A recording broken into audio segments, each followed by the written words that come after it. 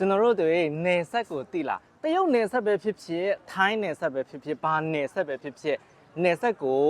တရုတ်လိုတိဖို့လိုအပ်ပါတယ်ဆိုတော့အဲ့လိုမျိုးနေဆက်ကိုကျွန်တော်တို့ဘာလို့ခေါ်တာလဲဆိုလို့ရှိရင်边境လို့ခေါ်တယ်边境အခုကကျတော့ဒီရောက်နေတဲ့ဒီနေရာကကျတော့ထိုင်းနေဆက်ဆိုတော့ထိုင်းနေဆက်ကိုကျတော့ကျွန်တော်တို့တွေကတရုတ်လိုဆိုလို့ရှိရင်泰国边境泰国边境မြန်မာနယ်ဆက်ဆိုရင်缅甸边境ဒါဆိုရင်ထိုင်းမြန်မာနယ်ဆက်ဆိုရင်泰缅边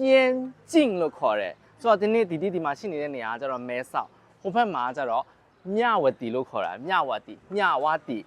知道了ဆိုတော့ကျွန်တော်တို့တွေဒီလိုမျိုးလာမယ်ဆိုလို့ရှိရင်တော့သူ့စီမှာ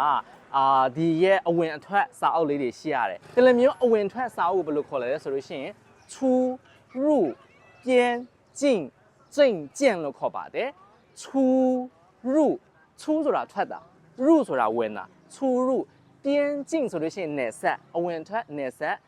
证件ဆိုရင်စာရွက်စာတမ်းအဲ့ဒီရဲ့စာအုပ်ကိုပြောတာပဲဖြစ်ပါတယ်အဲ့ဒါနဲ့14ရက်နဲ့ကျွန်တော်တို့လာလို့ရတာပဲဖြစ်ပါတယ်သူက passport နဲ့မတူဘူး不跟我们的护照一样不一样的哦အဲ့ဒါနဲ့မတူဘူးเนาะ护照ကကြတော့ဒီရဲ့နိုင်ငံကူးလက်မှတ်ကိုပြောတာဖြစ်ပါတယ်ဒီလိုမျိုးအလေအပတ်သွားတဲ့ဒီနေဆက်စာအုပ်ကိုကြတော့出入边境证件လို့ခေါ်ပါတယ်边境出入证件လို့လည်းပြောချင်တယ်ဆိုလို့ရှိရင်လည်းရပါတယ်โอเคเนาะ关注弟弟跟弟弟一起学习中文好的到時先နောက်ထပ်သင်ခန်းစာလေးတွေနောက်ထပ်သိချင်ရလေးတွေကိုလည်းကျွန်တော်နောက်ထပ် video ဆိုင်မှာပြန်ပြီးမှတွေ့ကြရအောင်我们在下一个视频见拜拜